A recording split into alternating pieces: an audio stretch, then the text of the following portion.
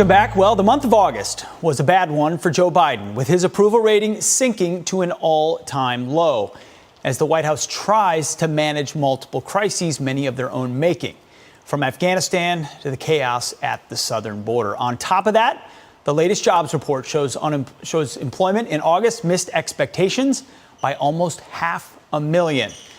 Outnumbered co-host and former White House press secretary Kayleigh McEnany is here to react. Kayleigh, good morning. So great to have you as always. Good morning. Good morning. Have you seen anything like this kind of a stunning collapse, and does it surprise you at all? Look, it doesn't surprise me because we elected a president from a basement. He was not tested. The only challenge he had was that on that debate stage where President Trump absolutely trounced him in that final debate. So we elected someone without any real scrutiny who had, by the way, a horrible record in foreign policy. We've all heard the Gates quote about him being wrong on every major foreign policy decision. So all of a sudden, a few months in, 8 months in, people realize, oh, wait, inflation's coming. So he has a 39% approval rating on the economy. Oh, wait, COVID. He wasn't prepared for that either. It was President Trump that gave us the vaccines. All of a sudden, his poll numbers tanking there. Crime, immigration, you name it. And then the Afghanistan withdrawal, which I think just crystallized in everyone's mind how incompetent, how much of a buffoon this president actually is.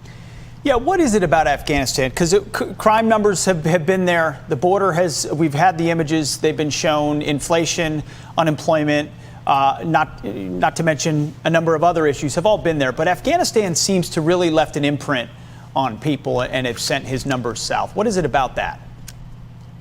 I can tell you what it is, Pete. You know, they're contrary to what the left says. They say we don't have any binding principles as Americans as they try to wipe away the things that unite us. But one of those central principles is caring for one another, is not leaving another American behind. It's central to who we are.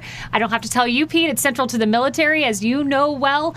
So I think when I saw the polling, and it was extraordinarily high numbers of people who said, no, I don't want to leave Americans behind, and even a majority saying, I don't want to leave Afghan allies behind, like the interpreter that helped you and so many others. That principle, when it came into question, when we lost a war we fought for 20 years, left Americans behind, Afghans hanging from planes, and 13 U.S. service members dead after 18 months of not losing a service member, I think it just really rubbed Americans the wrong way because it's against everything that we stand together united for. You're right, and the images are so stark, whether it's the checking of the watch or the bowing of the head, or as you referred to, clinging to planes and falling from the air, or even as you were talking, we showed the Taliban flags now flying from our equipment right before our eyes. It feels like America's dignity, honor has been shaken to its core.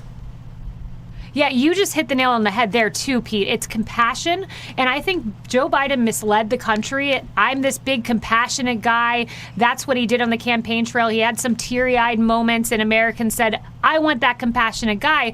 But then we find out when he's asked about the Afghans, whose remains, by the way, were found in the wheel of a plane, he said that happened 4 or 5 days ago. After Afghans were killed, he said no one is being killed. The checking of the watch, the Gold Star families who have come forward, it paints a picture of who this man really is. He's stubborn. He's not caring. In fact, I would argue he is cruel, as we've seen through the latest Afghanistan debacle. Yeah, well said. When you see that number, 43% approval rating, that's incredibly low when you consider how young ultimately his term is. If you were to look at where they would look to recover that number, where does an administration like this go to say, all right, right now they're trying to go to the $3.5 trillion bill, Green New Deal bill. Where do they turn to try to bring that north? I think they'll try to turn to that bill, but the problem is even polling shows Americans are all of a sudden a little rifled by spending. They realize that this exorbitant spending is tied to inflation. I don't think they have anywhere to turn because an administration like this needs to autocorrect, needs to acknowledge, wait, Trump's border policies were working. Wait, the way he wanted to get out of Afghanistan was the right way. Wait, his economic policies were working. As we know, Black and Latino people in this country had more opportunity than ever before. Their median income going up the highest. There's more opportunity for more people, but it takes an autocorrect. It takes saying, wait, that guy was doing something right, and I don't think our stubborn president has the ability to do that. No, you're right. I mean, they can't autocorrect because they believe what they're doing, even if it's undermining and crushing our country in the process. Well, Kayleigh, you're going to be on the Big Saturday show, am I right? Big Saturday and Sunday show, 5 p.m. here on the Big Channel. Can't wait. Thanks so much, Pete. You can watch more of her. Kayleigh, thanks so much for being with us.